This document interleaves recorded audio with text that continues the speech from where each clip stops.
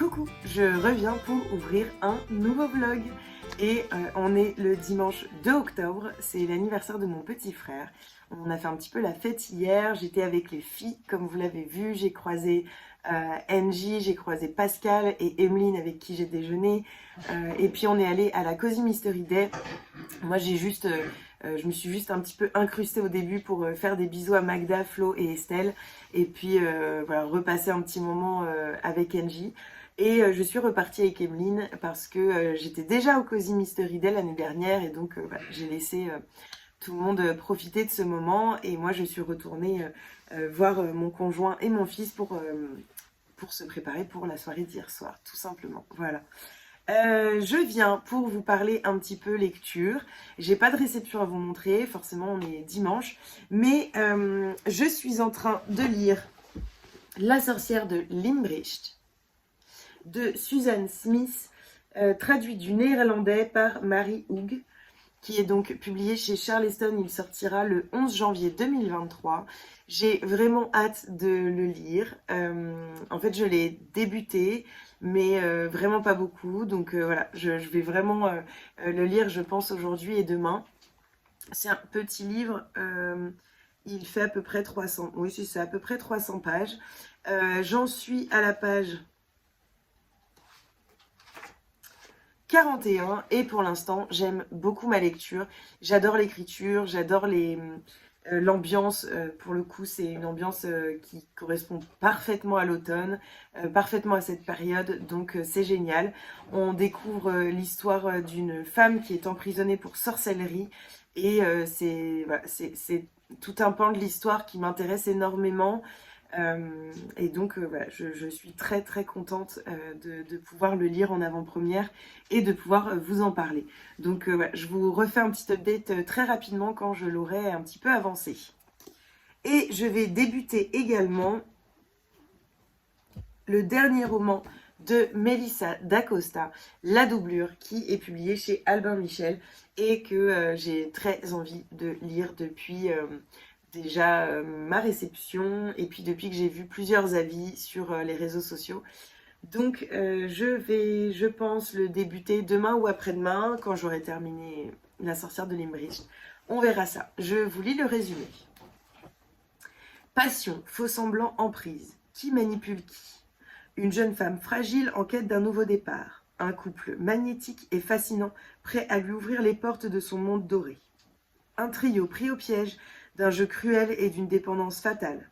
Dans ce roman sombre et envoûtant, Melissa d'Acosta explore, à travers l'histoire d'une passion toxique, la face obscure de l'âme humaine et les méandres du désir. Après les succès de Tout le bleu du ciel, des lendemains et de Je revenais des autres, roman aux 2 millions de lecteurs, elle révèle une nouvelle facette de son talent. Alors, de Melissa d'Acosta, j'ai lu un seul roman qui est Je revenais des autres. On m'a beaucoup conseillé Tout le bleu du ciel, je ne l'ai pas dans ma palle et il me fait moyennement envie. En fait, c'est une autrice qui ne m'attirait pas à la base, tout simplement parce que le style de roman qu'elle écrit, d'après ce que j'ai compris, ce sont un peu des feel good et c'est pas forcément mon style de roman. Donc j'ai attendu et puis j'ai trouvé Je revenais des autres un jour en librairie et donc je me suis dit allez, je découvre, tout le monde en parle, il paraît que c'est une incroyable autrice. Souvent quand je vous demande vos coups de cœur, Tout le bleu du ciel revient.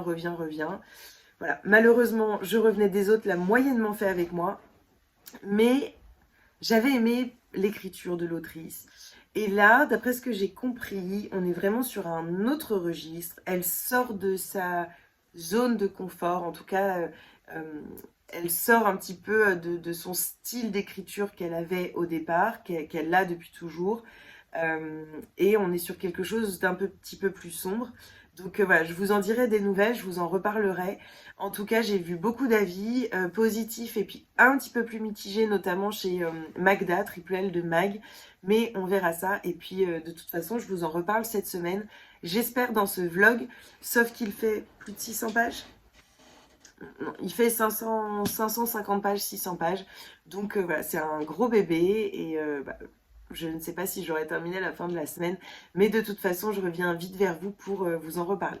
Je vous reprends, on est mardi, il est 14 heures et je voulais vous montrer un petit peu mes réceptions et vous parler de ma lecture en cours. Je suis en train de lire La sorcière de Limerick de Susan Smith et d'après ce que je me rappelle, je ne vous ai pas lu le résumé. Je vais donc vous lire le résumé pour vous en parler un petit peu. J'en suis à la moitié. Je suis à 137 pages sur 301, donc je suis à peu près à la moitié. J'ai pas mal corné de pages, il s'agit d'une ENC, donc je le fais avec un petit peu moins de scrupules. J'adore l'écriture et voilà, je vous en parle tout de suite. Enfermée sans plus d'explications, Hedgen Luigen ne peut compter que sur elle-même. Elle n'a plus de famille et sait que personne ne se lamente sur son sort. Parce qu'elle préfère se rendre au bois qu'à l'église, parce qu'elle connaît le pouvoir des plantes qui soignent, parce qu'elle est un peu trop libre, elle a toujours fait jaser dans son village reculé de la campagne néerlandaise. Dans l'attente de son procès, la voilà réduite à compter les jours dans l'étroit et glacial cachot du baron Van Brel, qui semble être prêt à tout pour obtenir des aveux spectaculaires. Mais malgré les fenêtres étriquées de sa cellule, Hedgen se souvient des premières lueurs de l'aube qui embrasent l'horizon et de la lande qu'elle parcourait en compagnie des siens. Et si elle respecte la puissance de la nature, elle ne se soumettra pas à l'autorité du châtelain et compte bien faire entendre sa voix, même si cela doit être la dernière fois. Inspirée de faits réels, La sorcière de Limerick offre une fascinante réécriture féministe de la chasse aux sorcières, portée par une plume puissante et sensorielle. Je découvre donc l'autrice avec ce roman qui a été traduit du néerlandais par Marie Hoog et que j'adore. Je me délecte vraiment de cette lecture. J'aime beaucoup l'histoire des sorcières dans les années, justement, enfin au XVIIe siècle, dans les années 1600. Et donc c'est un vrai régal pour moi de découvrir l'histoire de Hedgen. Voilà, j'aime beaucoup l'écriture, j'aime beaucoup les descriptions qui sont faites. J'aime beaucoup toute l'histoire qui est très entremêlée entre ce qui se passe aujourd'hui et ses souvenirs, parfois dans un même chapitre. Et donc voilà, j'aime vraiment beaucoup, je le lis assez rapidement en vérité, parce que j'ai pas eu beaucoup de temps pour lire. En tout cas, c'est une superbe lecture dont je vous reparlerai un petit peu et je vous ferai une chronique plus complète au moment de sa sortie, le 11 janvier 2023. Je voulais également vous montrer deux réceptions qui me viennent de Stenkins et de Jangle. Alors, en premier lieu, j'ai reçu À vos râteaux, de la terre à l'assiette, petit récit d'une transition réussie, publié chez Stenkins. Je vais vous montrer un petit peu les dessins, je vais d'abord vous lire le résumé. Pour Pauline et Édouard, la prise de conscience s'opère entre deux coups de fourchette. Les tomates en plein hiver, ça n'a aucun sens, on déraisonne depuis trop longtemps. Dès lors, armés de leurs râteaux, ils vont partir à la découverte de l'agriculture. Ce ne sont plus les tomates qui viendront à eux, mais eux qui iront à la tomate. Mais ça ne s'improvise pas. Alors, de rencontre en expérimentation, ils vont explorer l'agroécologie, le maraîchage local et le supermarché coopératif pour tenter de répondre aux questions que nous sommes nombreux à nous poser. Comment préparer son terrain en un tour de main? Comment soutenir une agriculture locale et écologique? Comment se rassembler pour mieux consommer? J'avais très envie de m'informer un petit peu plus sur l'écologie. J'ai jamais été, même si je fais attention, mais j'ai jamais été très au fait exactement de ce qui pouvait se passer. Et puis en regardant beaucoup en ce moment les actualités sur la chaîne de Hugo Décrypte, je ne sais pas si vous connaissez, en tout cas il parle beaucoup d'écologie et donc de plus en plus je suis un peu interpellée par tout ce qui se passe dans le monde à ce niveau-là. Et donc j'étais très curieuse de découvrir cette bande dessinée et de pouvoir un peu plus m'informer. Je vais vous montrer un petit peu les planches.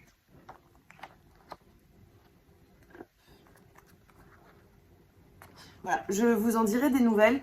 Il va se lire rapidement, hein, c'est une bande dessinée, donc je pense que je vais le lire vite. Peut-être que je vous en reparlerai dans ce vlog ou dans le prochain. J'ai également reçu un livre qui est également sur le climat, qui s'appelle Trois filles debout, de Séverine Vidal, Anne-Olivia Messana, publié chez Jangle. Je vous lis le résumé. Pour Greta Thunberg, Eliane Wanjiku et Autumn Pellier, la défense de la planète se vit au quotidien.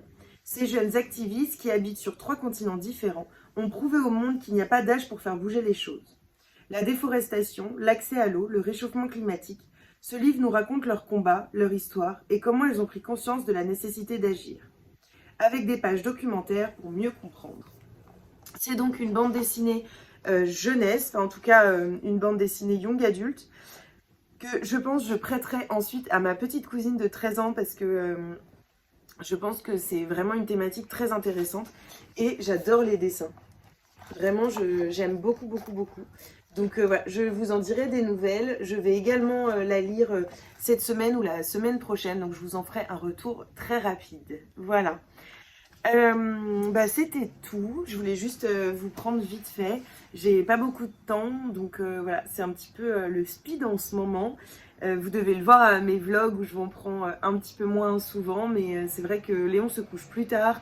Le soleil se couche plus tard et donc rapidement il n'y a plus assez de luminosité pour pouvoir tourner et j'aime pas trop avoir ma ring light en plein dans la tête le soir. Donc voilà, en tout cas je suis contente de mes réceptions, je suis super contente de ma lecture en cours et je vais débuter ce soir la doublure de Melissa d'Acosta dont je viendrai vous reparler demain ou après-demain au fil de ma lecture.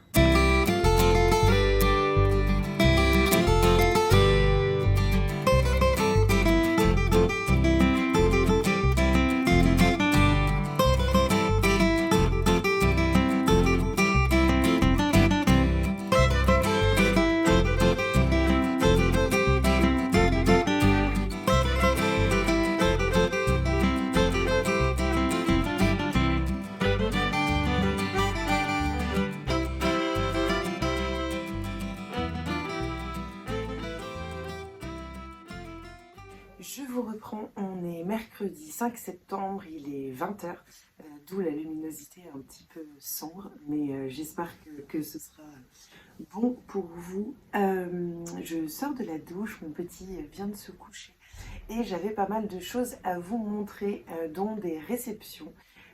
Donc 3 livres que j'ai reçus aujourd'hui.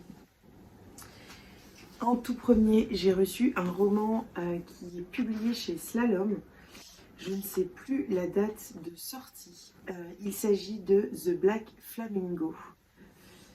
Le flamant noir, c'est moi, de Dean Atta, traduit par Insa Sané. Et regardez cette magnifique couverture qui brille. Et en fait, c'est la couverture qui m'a complètement happée. Donc on verra ce que ça donne. En tout cas, c'est un livre qui me fait très envie. Je vous lis le résumé tout de suite. Alors qu'il s'interroge sur son identité, Michael écrit dans un carnet dont il livre quelques pages. Dans un récit émouvant, il raconte sa vie, de son enfance à Londres à ses premiers émois amoureux à l'université. Chaque rencontre, chaque expérience est pour lui un pas de plus vers la tolérance et la liberté.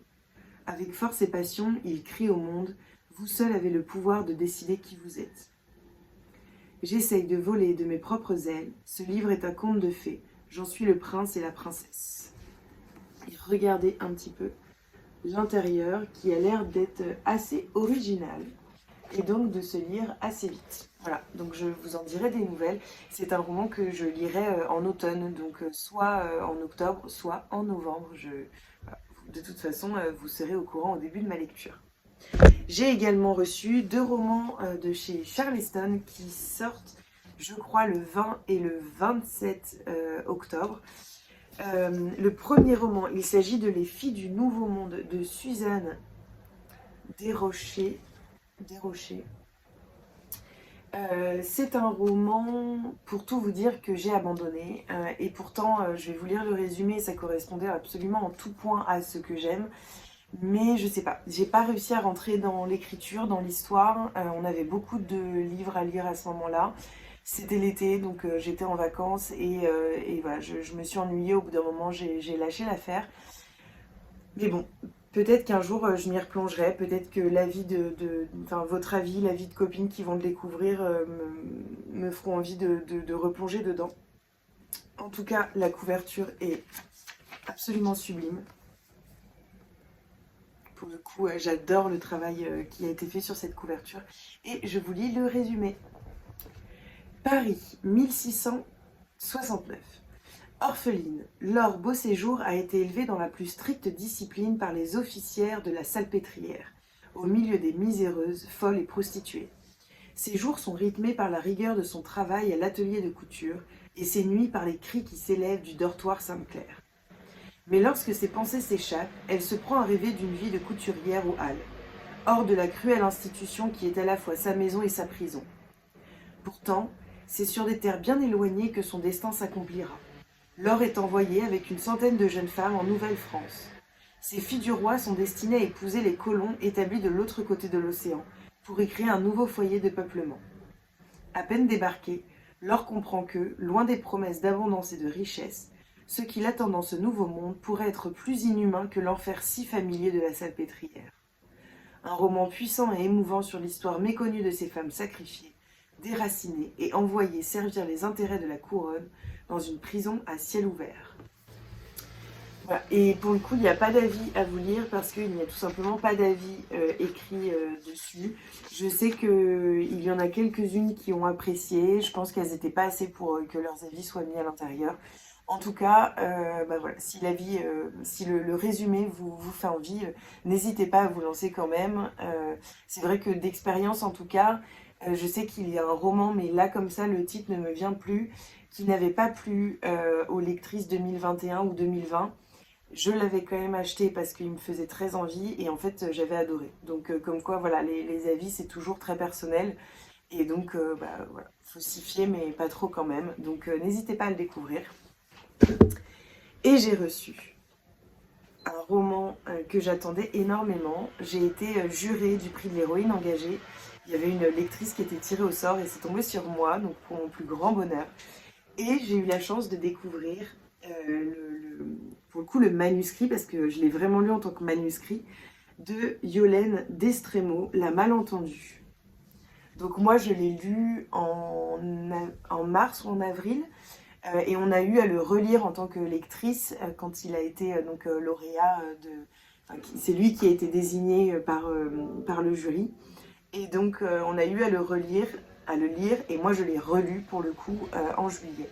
Et mon avis a été le même, c'est un énorme coup de cœur, c'est un livre coup de poing.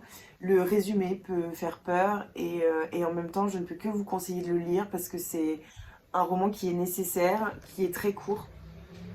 Il fait moins de 200 pages, 190, et il est d'une extrême puissance. Donc voilà, je ne peux que vous recommander ce livre dont je vous reparlerai un petit peu plus en profondeur. Mais en tout cas, un livre qui m'a beaucoup marqué sur les violences conjugales et également sur voilà, qui aborde de façon très claire, très nette que les violences conjugales touchent tout le monde, touchent toutes les catégories sociales, toutes les religions et que personne n'est épargné par ce fléau de notre monde moderne et en fait du monde depuis qu'il existe, de ce que je connais. Donc voilà, je vous lis le résumé. Non, je ne suis pas une femme battue, pas moi. Je repousse cette idée avec force. Je n'ai pas le profil type, je ne suis pas née pour ça.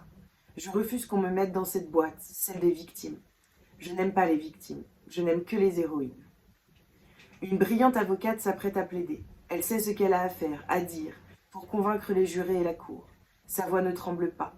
Elle joue avec les mots et les silences, elle est à sa place. Une patiente est allongée sur un lit d'hôpital, multiples fractures, côtes fêlées, coupures. Sous morphine, elle est incapable de se rappeler ce qui lui est arrivé. Son mari prétend qu'elle est tombée sur une table basse.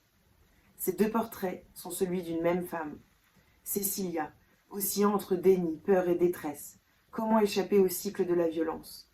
C'est peut-être l'inconnu croisé dans un café, qui l'écoute alors que la police ne l'a pas fait, ou le nouveau client qu'elle doit défendre et qui semble comprendre ce qu'elle ne dit pas, qui l'y aideront. Dans un style maîtrisé et élégant, Yolène Destremo aborde avec réalisme le sujet des violences conjugales, au travers de personnages finement construits, puissants, révoltants, percutants. Je vais vous lire quelques petits avis donc de personnes du jury et de certaines lectrices. Alors, tout d'abord, le mien. Alors, ce roman est un énorme coup de cœur. L'autrice va droit au but. Elle vient nous chercher et nous pousse dans nos retranchements. L'écriture est d'une force qui m'a scotché, incisive, immersive. Alors, Mélusine Huguet, finaliste du prix de l'héroïne engagée 2021. J'ai aimé l'héroïne et son histoire. J'ai aimé l'entremêlement de son destin avec celui de son client. Je ne me suis pas ennuyée, pour moi tous les ingrédients sont là. Aurore Choignet, cofondatrice de Cube, une thématique ô combien bouleversante. Il est impossible de ne pas y être sensible. L'écriture est très jolie et rythme à merveille le roman qui se lit d'une traite. NJ du conte Madame Chachali. Il y a des livres qui sonnent comme des urgences, qui bouleversent, dont on ne ressort pas indemne. La malentendue fera partie de cela. Voilà, donc je vous laisse le découvrir. N'hésitez pas à m'en faire un retour, me dire s'il vous fait envie. C'est vraiment un des romans qui m'a énormément marqué cette année, que ce soit en tant que lectrice Charleston, mais en fait de mon année de lectrice, parce que c'est un livre qui m'a énormément touchée et qui m'a beaucoup bouleversée et qui continue à me bouleverser. Voilà. Enfin, j'ai terminé La sorcière de Limbridge de Suzanne Smith qui sort le 11 janvier 2023 chez Charleston. Ça a été une superbe lecture. C'est un roman qui est inspiré de faits réels et qui est très percutant. Il ne se passe pas grand-chose. Forcément, on est sur... voilà, on suit en fait le procès d'une femme qui est accusée de sorcellerie au XVIIe siècle, en 1674, de Hedgen Luitgen. Donc on suit cette femme dans ce procès et en même temps elle nous accompagne en fait dans sa vie, dans ce qui a été sa vie. C'est un roman que j'ai trouvé très poignant, très émouvant. L'écriture, je l'ai trouvée sublime. J'ai trouvé vraiment qu'elle venait apporter beaucoup de force au récit et que le travail de documentation est très louable. Vraiment, je pense que l'autrice a fait énormément de recherches sur cette histoire, sur cette femme. Et d'ailleurs, à la fin, il y a une note de l'autrice, mais pas seulement. Il y a tout un laïus sur ses sources et ses remerciements, puis une note de l'autrice où elle aborde beaucoup de faits sur justement ce qu'elle a pu lire sur Hedgen et sur la chasse aux sorcières de façon plus globale. Donc voilà, je vous en reparlerai de façon beaucoup plus approfondie à sa sortie, mais c'est vraiment un roman qui m'a beaucoup touchée et dont j'ai hâte déjà de vous parler. Et pour finir, j'ai débuté dans le métro en rentrant le dernier roman de Melissa d'Acosta, La doublure. J'en suis à la page 50 à peu près, donc j'en suis vraiment au tout début parce qu'il fait presque 600 pages. C'est une grosse brique. Pour le coup, je suis pas fan du livre en lui-même parce que, vous voyez, j'ai lu que 40 pages et la couverture est déjà en train de s'abîmer, mais je l'ai pas trouvé sous un autre format. Je voulais peut-être le prendre sur Audible et il n'est pas encore sorti, ce qui est pas très étonnant, mais voilà, j'avais un petit espoir. En tout cas, je suis tout de suite pris dans l'histoire. On suit donc Evie qui a déménagé de son Alsace pour rejoindre son petit ami, son amant Jean, qui habite à Marseille et qui travaille sur les bateaux. Donc il part très longtemps, c'est un marin et donc il est très souvent absent et pour se rapprocher de lui, Evie décide de déménager à Marseille, de prendre un petit appartement pour pouvoir le retrouver pendant les quelques temps où il est là.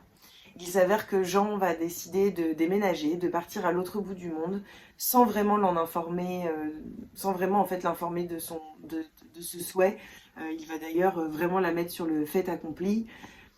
Et Evie va se retrouver seule, là, dans cette ville, à Marseille, après avoir consacré 5 ans à attendre cet homme, en pensant qu'ils étaient en train de construire quelque chose. Et elle va rencontrer un homme, puis sa femme, donc un couple, et va devenir une assistante artistique de cette femme qui est une peintre. Et pour l'instant, j'en suis à peu près là. C'est un roman qui prend tout de suite, qui tient en haleine. Moi, j'ai très envie de retourner à ma lecture. Donc voilà, pour l'instant, je découvre et j'aime beaucoup. Donc je vous en reparlerai très rapidement dans ce vlog. Je vous reprends, on est jeudi soir. Mon fils est en train de jouer un petit peu dans sa chambre et j'avais quelques réceptions à vous montrer.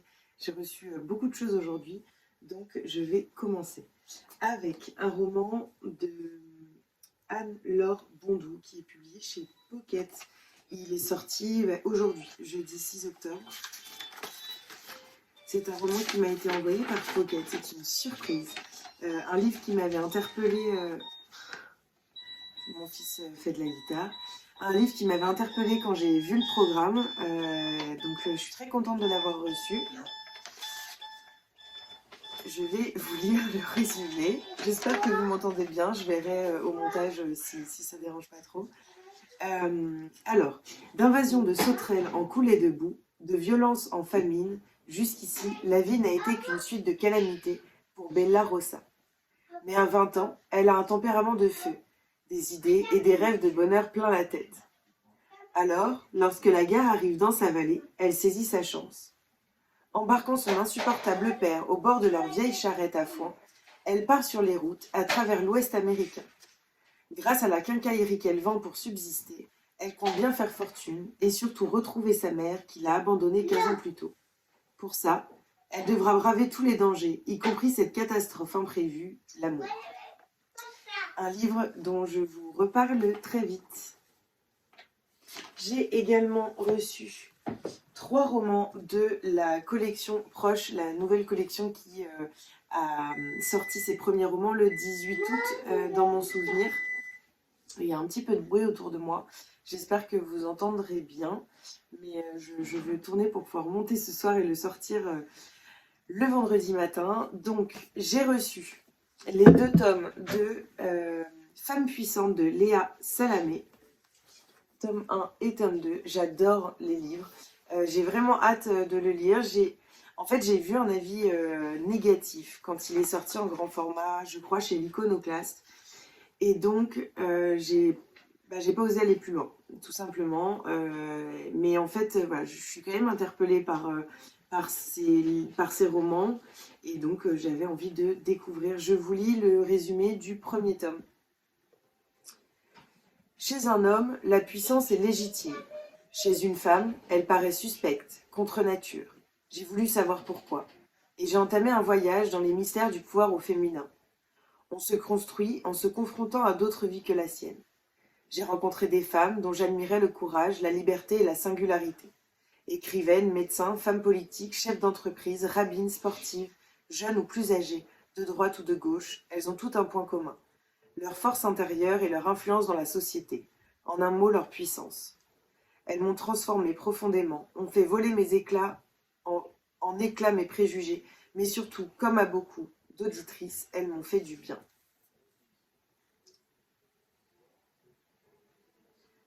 Voilà, et est-ce qu'il y a écrit les personnes dont elle va parler? En fait, je ne sais pas si ça doit être ça. Dans ce tome, elle parle de Leïla Slimani, Chloé Berthelus qui est chirurgienne, Christiane Taubira, Laure Adler qui est journaliste, Elisabeth Badinter, philosophe, Béatrice Dalle, autrice, Nathalie Kosciusko-Morizet, ingénieure, Brettina Reims, photographe, Sophie de Closet, éditrice, Amélie Mauresmo, entraîneuse de tennis, Anne Méo, conseillère en communication, et Delphine Horviller, qui est rabbine. On va voir tout ça. Ça me fait très envie. J'ai l'impression que c'est un peu comme un essai. Donc je le lirai peut-être ce mois-ci, peut-être que ce sera une de mes lectures de novembre. Et il y a le tome 2 qui est ici. J'ai également reçu dans cette collection un livre qui me fait pour le coup vraiment très envie et que je vais lire incessamment sous peu, soit la semaine prochaine, soit la semaine d'après. Il s'agit de Des vies de combat de Audrey Célestine, donc publié dans la collection Proche aujourd'hui, dans mon souvenir. Et donc, dans ce roman, je vais vous lire le résumé. Elles sont femmes, noires et libres. Leurs visages sont célèbres ou parfois méconnus. Refusant d'être réduites à la couleur de leur peau, elles ont relevé la tête, crié, créé, manifesté. De la fin de l'esclavage jusqu'à Black Lives Matter, elles ont mené des vies de combat et donnent envie de changer le monde. Audrey Célestine est maîtresse de conférences en sciences sociales à l'université de Lille. Des vies de combat est son troisième livre. Elle a écrit un roman, Une famille française de Antilles à Dunkerque en passant par l'Algérie.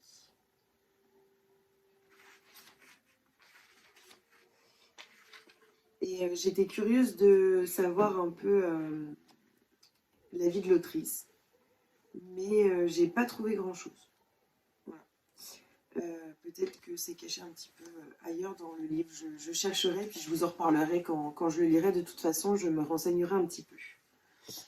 J'ai également reçu, et alors ça c'est un petit plaisir coupable, parce que non, j'ai plus le tome 1, donc c'est pas un plaisir coupable. J'ai prêté le tome 1 et mon amie ne me l'a pas rendu, en même temps elle n'a pas eu le temps de le lire. Et je ne peux pas passer à côté de ces magnifiques éditions de Les Sept Sœurs de Lucinda Riley. Une saga que je relirai, c'est certain. Et d'ailleurs, je me pose même la question de commencer à relire cette saga en préparation du tome final qui va sortir en mai, je crois, ou en juin. En tout cas, j'ai très très très envie de le lire, de le relire pour le coup, celui-ci. Et cette collection, elle est magnifique. Cette édition collector est juste incroyable.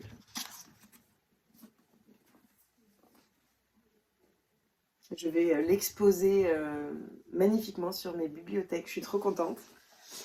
Et enfin, j'ai reçu de la part des éditions Le Duc. C'est un Le Duc graphique. Vous connaissez maintenant mon amour pour cette maison d'édition. Il s'agit de Le Passager de Cyrielle Pisapia. Je crois que son nom c'est Cyrielle Illustration sur Instagram. Une illustratrice que je suis depuis très longtemps parce que je l'ai découverte, j'étais pas encore ici, ça doit faire au moins 4 ans, 3 ou 4 ans en tout cas, que j'aime beaucoup et donc je ne pouvais pas passer à côté de cette bande dessinée, enfin plutôt ce roman graphique, parce que sincèrement c'est davantage des romans graphiques qui sont publiés dans cette collection.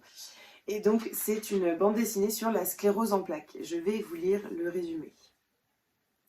Alex est une jeune femme de 27 ans, tout à fait heureuse et sans histoire. Un jour, elle commence à ressentir des symptômes étranges. Paresthésie dans le bras droit, puis dans le ventre, mais elle n'y prête guère attention. Pourtant, les symptômes se font toujours plus présents et de nouvelles drôles de sensations viennent s'ajouter à la liste. Après des nuits d'angoisse et de doute, le verdict tombe. C'est une sclérose en plaques. Ce passager a débarqué clandestinement dans son corps et elle va devoir faire avec. Suivez Alex dans son combat contre la CEP, du diagnostic à l'acceptation, en passant par ses grossesses, l'épée de Damoclès des poussées, les poussées elles-mêmes, les espoirs de traitement, et la découverte de ce qui lui donnera la force et la rendra heureuse envers et contre tout. Voilà. Une bande dessinée que je vais dévorer peut-être ce soir, mais je pense davantage demain, parce que j'ai quelques rendez-vous médicaux demain matin, mais normalement je ne vais pas rentrer trop tard, et donc demain après-midi, j'aurai un petit peu de temps pour lire. Je vous en ferai un retour dans mon vlog de la semaine prochaine. J'ai pas d'update, j'ai pas de chronique à vous faire. J'ai énormément avancé sur la doublure de Melissa d'Acosta. J'en suis à la page 125. J'adore, je suis complètement prise dedans. J'adore l'écriture, j'adore l'histoire. Je suis très curieuse. J'ai des idées de scénario et en même temps je suis sûre de rien. Je sens que Melissa d'Acosta va me perdre dans ce roman et j'adore ça. Pour l'instant c'est un vrai régal. Donc je vous en dirai des nouvelles dans le prochain vlog. J'espère que vous avez passé un joli moment en ma compagnie, que vous avez découvert plein de jolies lectures. N'hésitez pas à mettre un petit pouce si vous avez aimé, à commenter avec les romans qui vous font envie ou pour lesquels vous avez envie de réagir et qu'on discute un petit peu. Et puis encore une fois, n'hésitez pas à partager sur les réseaux sociaux parce que c'est comme ça que la chaîne se fait connaître. Sur ce, je vous fais des bisous et je vous dis à la semaine prochaine.